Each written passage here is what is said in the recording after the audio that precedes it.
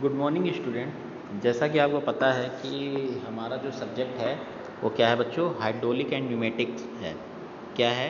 Hydraulic and pneumatic है। तो hydraulic और न्यूमेटिक में अभी तक हमने जो है अपने पूरे सब सिलेबस को कवर कर लिया है और हमारा जो है सिलेबस पूरी तरह से समाप्त हो चुका है।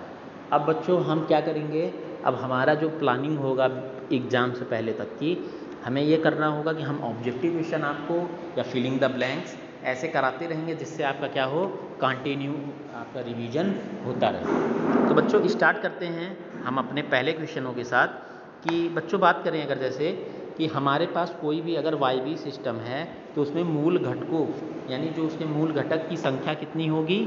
ऑप्शन है अगर दिया है 2 3 4 5, जैसे 2 3 4 और 6, तो हमें क्या लगाना होगा कि किसी भी न्यूमेटिक सिस्टम के लिए मूल घटकों की संख्या कितनी होगी बच्चों, 6 होगी। हम बात करें अगर किसी भी जो है वायवीय सिस्टम में पाइपिंग का कार्य दबाव वाली हवा को, पाइप जो होती है किसी भी न्यूमेटिक सिस्टम में हमारे पास क्या है कि अगर हम पाइप का जो उपयोग करते हैं उसका उपयोग क्यों करते हैं, ताकि हमारी उच्च दाब वाली हवा एक स्थान से दूसरे स्थान तक आसानी से घूम सके। दूसरा क्या होता है बच्चों, वायवीय जो सील होती है, वायवीय सील का उपयोग क्यों करते हैं, वायवीय सील का उपयोग इसलिए किया जाता है हवा के रिसाव को रोकने के लिए। ठीक है, अब हम बात करें कौन सी एक ऐसी युक्ति है जिससे हम वायु की स्थितिज ऊर्जा को गतिज ऊर्जा में परिवर्तित करते हैं। तो हमारा क्या होता है बच्चों, वायु संपीड़क यानी एयर कंप्रेसर की सहायता से हम एयर की स्थितिज ऊर्जा को गतिज ऊर्जा में परिवर्तित करते हैं। बच्चों हम बात करें अगर हमारा जो अगला है कि जैसे निरपेक्ष निकास दबाव, यानी हमसे अगर पूछ रहा है कि जो हमारे पास आउटपुट पर दबाव है या आउटपुट पर जो दाब है, एक मिनट, हम ये कह रहे हैं कि हमसे पूछ रहा है कि जो हमारा आउटपुट पर दाब है, आउटपुट पर दाब तथा इनपुट पर जो दाब है, हाँ, इनपुट पर दाब के अनुपात को क्या कहा जाता है बच्चों, इसको क्या कहते हैं हम, संपीड़क अनुपात कहते हैं। क्या कहते हैं, संपीड़क अनुपात कहते हैं। हवाई जहाज़ में बच्चों कैसा संपीड़क लगा रहता है, तो हवाई जहाज़ में बच्चों एक्सियल फ्लो कंप्रेसर का उपयोग हम करते हैं। इतनी बात समझ में आई। अगला होता है बच्चों, किसी भी वायु सिलेंडर में, वायु सिलेंडर जो होता है या एयर सिलेंडर होता है एक प्रकार से कैसा है बच्चों, मैकेनिकल इक्विपमेंट है। हम बात करें कि रॉड रहित सिलेंडर रॉड नहीं होती अपेक्षाकृत, मतलब जो है अगर हमारे पास पूछ रहा है कि रॉड रहित सिलेंडर में जो रॉड नहीं होती, क्यों, क्योंकि उसमें पिस्टन होता है, अपेक्षाकृत क्या होता है, लंबा होता है ना।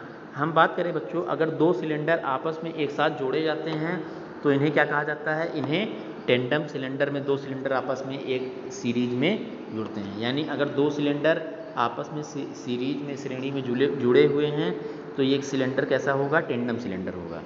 ठीक है, अब हम बात करते हैं बच्चों अगर जो ऐसा कौन सा डिवाइस है जो वायु को छानने का कार्य करता है, तो वायु को छानने का कार्य किसका होता है, फिल्टर का होता है। अगली हम बात करें कि रेगुलेटर एक फिलिंग द ब्लैंक्स है जो किसी तरल पदार्थ में इनपुट दाब को आउटपुट दाब के वांछनीय मान में कम कर देता है। तो रेगुलेटर क्या है, रेगुलेटर क्या करता है, रेगुलेट करता है प्रेशर को, कि अगर हमें हाई प्रेशर से लो प्रेशर चाहिए या लो प्रेशर से हाई प्रेशर चाहिए तो हमें क्या करता है, रेगुलेटर हमारे प्रेशर को कंट्रोल करता है। अगर हम बात करें बच्चों आपसे ऑब्जेक्टिव पूछ ले कि FRL का फुल फॉर्म क्या होता है, तो FRL का फुल फॉर्म में F का मतलब होता है फिल्टर, क्या होता है, फिल्टर। R का मतलब क्या होता है, रेगुलेटर, क्या होता है, रेगुलेटर।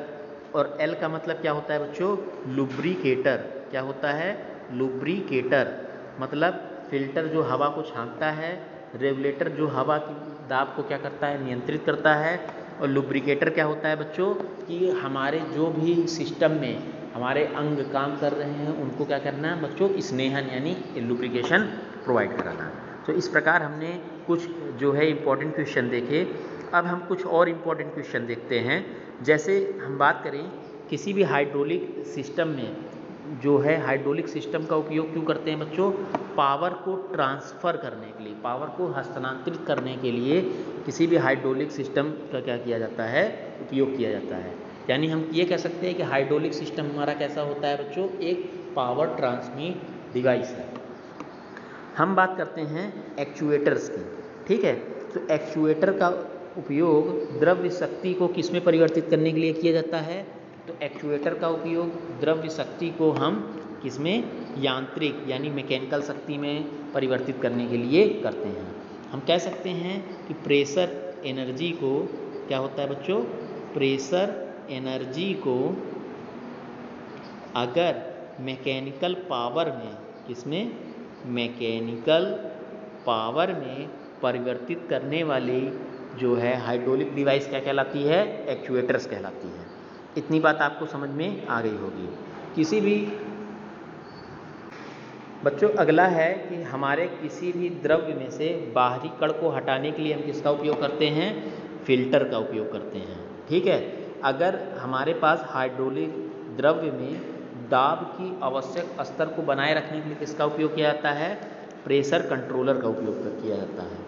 हमसे अगला पूछ रहा है क्वेश्चन कि एक हाइड्रोलिक कपलिंग में एक द्रव्यीय गुणात्मक उपकरण है जिसमें हाइड्रोलिक कपलिंग का उपयोग मतलब ये होता है कि घूर्णन पावर को ट्रांसमिट करने में इसका उपयोग हम करते हैं। तो अभी तक हमने पढ़ा था कि हमारा जो हाइड्रोलिक कपलिंग है वो किस लिए उपयोग किया जाता है, हमारे पास घूर्णन शक्ति को ट्रांसफ़र करने में किया जाता है। अगले हम बात करें कि तरल कपलिंग में इनपुट शाफ्ट को क्या कहते हैं, इनपुट शाफ्ट को मेन ड्राइवर शाफ्ट यानी मेन शाफ्ट कहा जाता है। अगला हमसे क्वेश्चन पूछता है बच्चों कि के आकार वाले द्रव्य युग्मन का निर्माण किया जाता है। द्रव्य युग्मन में हम कितना निर्माण कर सकते हैं, 1 से लेके 3600 हार्स पावर तक का निर्माण कर सकते हैं। अब आता है बच्चों पंप। पंप क्या करता है इसके बारे में, तो देखो पंप क्या होता है बच्चों कि पंप जो हमारा होता है वो मैकेनिकल ऊर्जा को किसमें, द्रव्यीय ऊर्जा में परिवर्तित करने का काम करता है। और मोटर क्या करता है बच्चों, मोटर हमारा द्रव्यीय ऊर्जा को यांत्रिक ऊर्जा में परिवर्तित करने का काम करता है। आपसे ऑब्जेक्टिव क्वेश्चन में पूछ सकता है कि पंप में हम क्या करते हैं, पंप में मैकेनिकल को किस में कन्वर्ट करते हैं, द्रव्यीय ऊर्जा में यानी हाइड्रोलिक एनर्जी में हम क्या करते हैं, कन्वर्ट करते हैं। जबकि मोटर में उल्टा होता है, द्रव्यीय ऊर्जा को यांत्रिक ऊर्जा में परिवर्तित किया जाता है। अब हम बात करें कि वायु अथवा द्रव्य को अंदर बाहर जाने से निकलने से रोकने के लिए छेद या छिद्र भरना या बंद भरना क्या कहलाता है बच्चों, उसे हम क्या कहते हैं, उसे सील कहा जाता है। क्या कहा जाता है, उसे सील कहते हैं।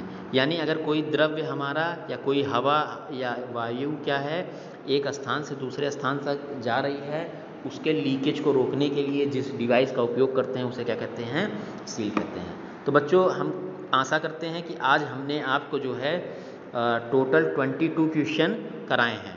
22 क्वेश्चन आप अपने कॉपी में लिखिए, नोट्स बनाइए और इनको याद कर लीजिए, ठीक है।